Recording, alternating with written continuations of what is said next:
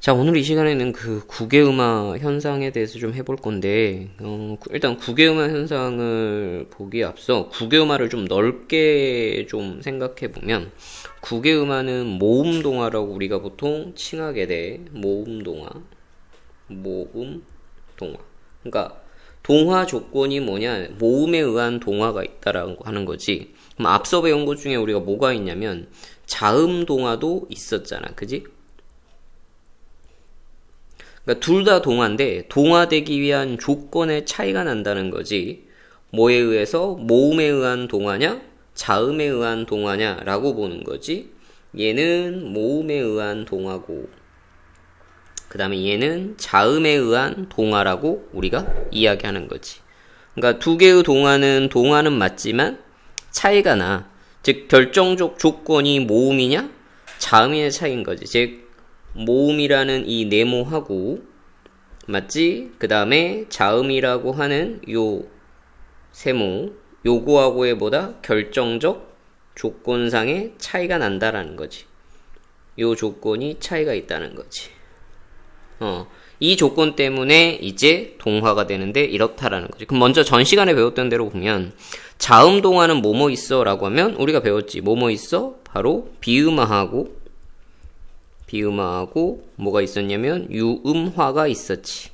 그러니까 비음화나 유음화는 동화되는 조건이 어디에 있냐라고 하냐면 바로 어디? 비음이라는 요 조건, 자음의 조건. 그 다음에 유음이라고 하는 요 자음의 조건에 의해서 뭐가 됐다? 동화됐다라고 이야기하는 거지. 그러니까 모음 동화인데 모음 동화에는 우리가 하나 있냐 그게 아니라 모음 동화는 총 이제 3개 정도로 볼 수 있어. 근데 보통 교과서로 보면 하나 정도 나오는데 나머지 2개도 배울 수는 있고 좀 나오기도 해요. 그래서 봐야 돼. 그럼 우리가 제일 많이 이야기하는 게 이제 뭐냐면 국외음화 현상을 이야기하지. 국외음화. 첫 번째 1번은 이제 뭐냐면 국외음화야. 국외음화. 국외음화는 다른 거에 비해서 얘는 반드시 개념을 조금 암기해 줬으면 좋겠어.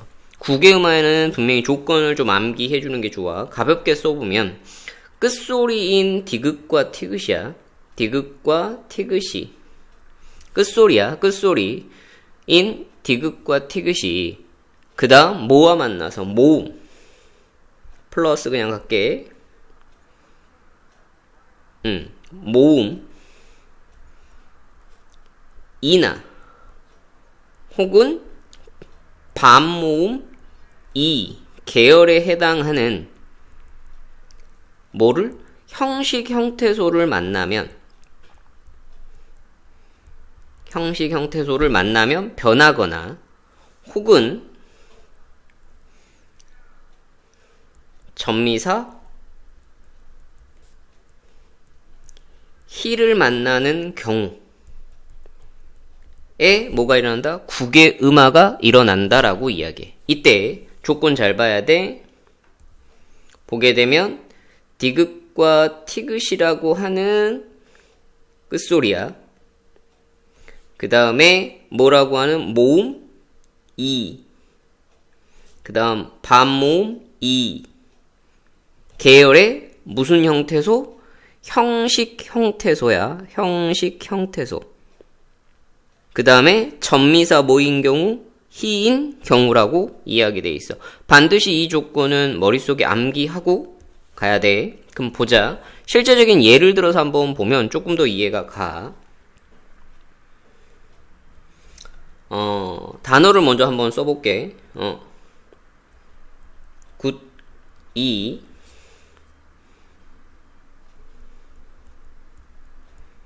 바티 밭을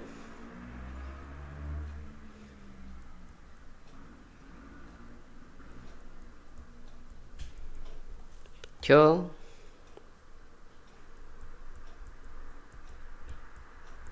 밭이다. 자, 이렇게 썼는데 자, 조건상 아까 말한 대로 개념에서 우리가 조건을 들어가 볼게. 보면 일단 무슨 받침? 디귿 받침이 왔어. 그지? 여기는 밑에 받치에는 티귿 받침이 왔어. 맞지? 그 다음에 얘는 좀 잘못 썼네. 원래 이렇게 발음대로 쓰면 안 되는데.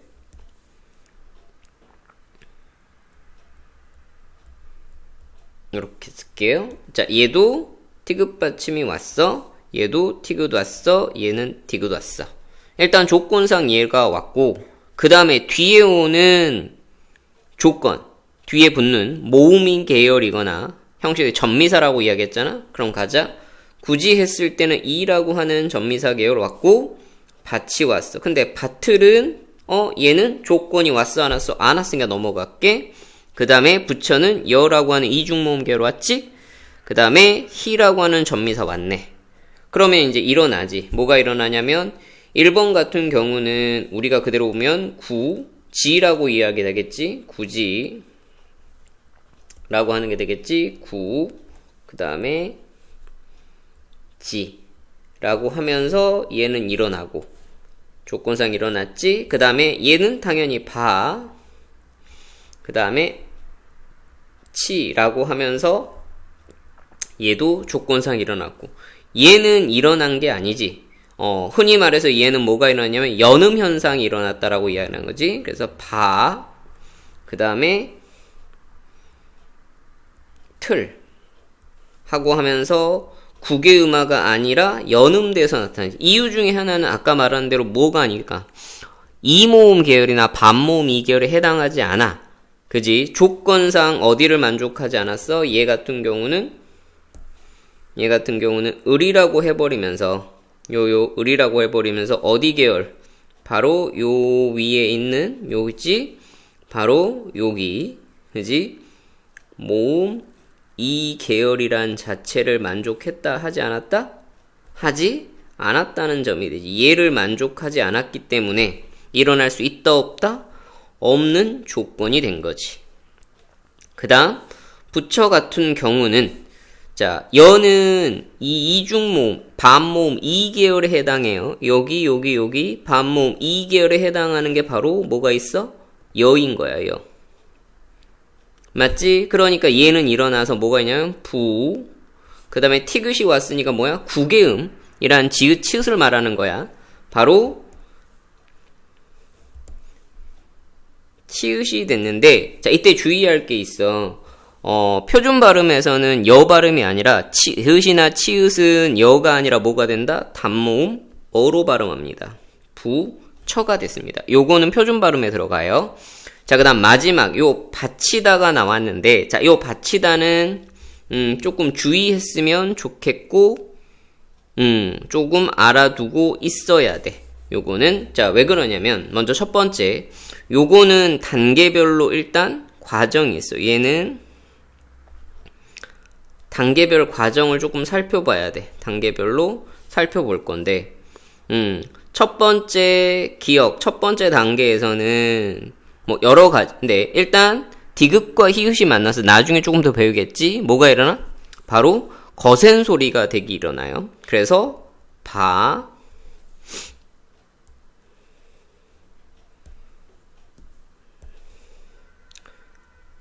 티,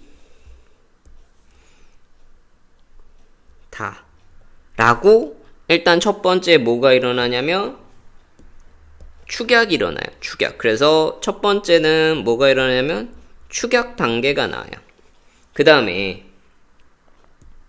두 번째 단계를 가면 니은 두 번째 단계를 가면 드디어 이제 뭐가 되냐면 요거 여기 티하고 티귿하고 그 다음 뭐가 요 이가 만나요.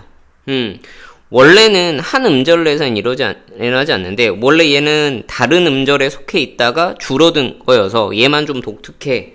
그래서 얘는 드디어 이제 뭐가 일어나야 돼? 라고 하면 바로 국외음화가 일어나는 거지.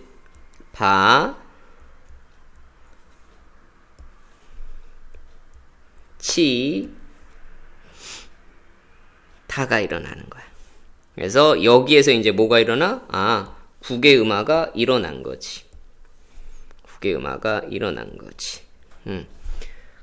그래서 국외음화의 조건을 다시 한번 보게 되면, 다시 한번 살펴보면, 국외음화라고 하는 거는 받침 디귿과 티귿이 모음이나 반모음 이계열, 그지? 그리고 여기서 또다시 좀 봐야 되는 필수 조건이 하나 왔어.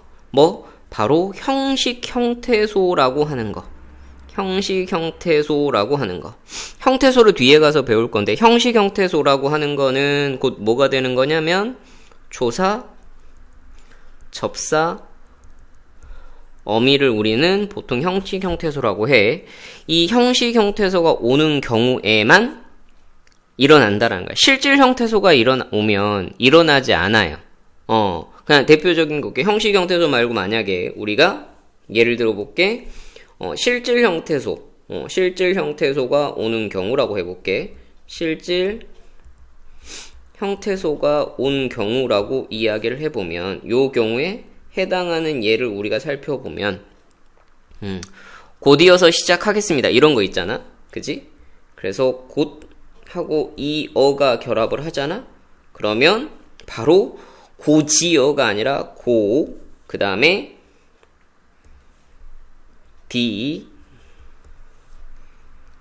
어라고 하는 연음이 일어나요. 그래서 이 경우는 일어나지 않아요. 국외음화 현상이 일어나지 않는다고 이야기하면 돼요. 그래서 자, 마지막 다시 한번 정리해보면, 국외음화라고 하는 조건은, 국외음은 지읒과 치읒을 말해. 여기 안 써줬는데, 국외음화는 뭐다? 지읒과 치읒을 말하는 거예요. 지읒과 치읒을 말하는 거예요. 당연히 디귿은 본인의 계열은 어디로 간다는 거야? 지읒 계열로 바뀐다는 거고요. 요 지읒으로 요로 바뀐다는 거고, 티귿 같은 경우는 같은 거센 소리 계열은 뭘로 바뀐다? 치읒으로 이렇게 바뀐다는 거죠. 이렇게 바뀐다는 거죠. 그러니까 국외음이 아닌데 국외음으로 바뀐다라고 생각하시면 돼요. 그래서 국외음하는 개념이 가장 중요하다라는 거 알아두시면 되고요. 이제 좀 이어서 갈게요.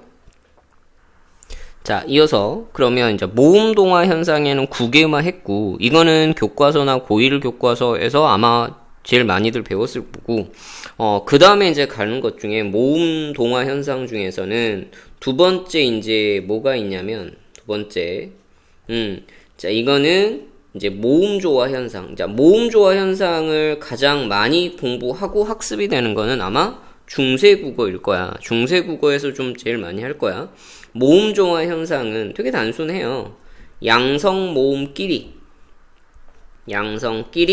그 다음에 음성끼리, 보통은 모이는 현상이에요. 그러니까 모음조화 현상이라는 건 모음끼리 묶이는데, 그 모음이라는 게 양성과 음성, 중성도 있는데 중성은 어디로 왔다 갔다 상관없으니까 양성끼리, 음성끼리 이렇게 모이는 건데, 요 부분은 아마 중세국어에서 좀 많이 했을 거야. 중세국어에서는 모음조화 현상을 필수적으로 꽤 많이 철저하게 지켰는데, 아마 아래아가 소실이 되면서 2단계라고 이야기를 하지. 그래서 중세국어에서 보면, 중세국어에서는 모음조화 현상이 철저하게 지켜졌지. 지켜졌는데, 그러니까 결정적인 여러 가지지만 결정적인 영향은, 가장 큰 영향을 준 거는 아래아의 소실 때문에 그렇지. 아래아의 소실이 이제 2단계로 이루어지거든. 요 2단계로 이루어지면서 모음조화를 좀 파기하게 된 거지. 그래서 요거는 좀 뒤에 가서 하게 될 거고. 자, 그러면 모음조화 현상은 양성끼리, 음성끼리라고 이야기했잖아. 그러면 여기서 이제 먼저 가볍게 가자. 양성이라고 하는 것들의 계열을 먼저 따져보면, 양성 계열은 아, 오, 요렇게 보이는 거. 그러니까 획이 오른쪽과 위쪽으로 가는 거지. 얘가 획이 오른쪽과 어디로? 위쪽으로 가는 거. 오른쪽 요쪽에 있고 위쪽 요렇게 가는 거를 양성이라고 생각하면 되고, 그 다음에 음성이라고 하는 것 자체는, 반대겠지. 어디 쪽으로? 왼쪽으로 획이 가고, 그 다음에 어디 쪽으로? 아래쪽으로 가고, 그 다음에 요렇게 보는 거지. 그래서 왼쪽으로 획이 가고, 그 다음에 아래쪽으로 획이 내려가고, 중성 요렇게 라고 하는 게 있는 거지. 요게 음성인 거지.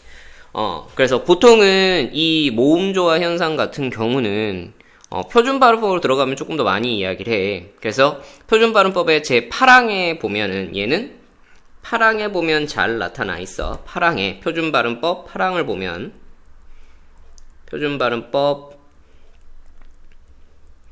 파랑을 보면 나타나는데 이제 이게 양성모음이 그냥 단순해요. 양성모음이 뭘로? 음성으로 바뀌어서 얘가 음성으로 바뀌어서 굳어진 경우에는 굳어졌어. 그래서 고정이 돼버렸어. 그래서 굳어졌어. 굳어진 경우는 그대로 뭐로 따라간다. 그냥 음성 형태를 음성을 표준어로 삼는다. 뭐 이렇게 이야기하는 거야. 물론 예외도 있죠. 다만 어원의식이 강한 경우 여기서 다만이 나와. 다만 어원의식이 강한 경우는 예외예요. 그 경우는 바로 양성을 그대로 삼는 경우 있어요. 그러니까 어원의식이 강하다라고 하는 부분에 있어서는 바로 양성을 그대로 따라간다라고 이야기하면 되는 거지. 그냥 대표적으로 쉽게 생각해서 예를 한번 들어보면 알 것 같아. 뭐가 있냐면 우리 오뚜기 있죠. 오뚜기 오, 뚝, 이하고 오, 똑, 이하고 여기 좀 지울게. 오, 똑, 이. 요 두 경우를 생각해보면 오뚜기 같은 경우는 양성이니까 플러스 맞죠? 뚝이니까 마이너스 맞죠? 오뚜기 같은 경우는 플러스 이렇게 됐어. 그런데 어디를 표준으로 삼냐? 양성이 됐고 음성으로 굳어져 버렸어. 오뚜기로 굳어져 버려서 얘가 표준어고 얘는 인정하지 않아요. 이렇게 되는 거예요. 요 경우는 어디 거? 바로 요 첫 번째 요 부분 다만 전에 해당하는 부분으로 이렇게 생각을 하면 돼. 요렇게 요 부분을 생각하면 돼. 그럼 어원의식이 강하게 남는 게 뭐냐라고 하냐면 우리 삼촌 생각하면 조금 알 수 있어요. 삼촌이 있고 삼춘이 있죠. 맞죠? 삼촌 양성 삼춘 양성 음성. 이 경우는 어디를 삼는다? 얘가 표준발음 인정, 얘는 인정하지 않는다. 이렇게 이야기하는 거. 그래서 모음조화 현상은 중세국어에 있는 것 조금 생각하시면 될 것 같아요.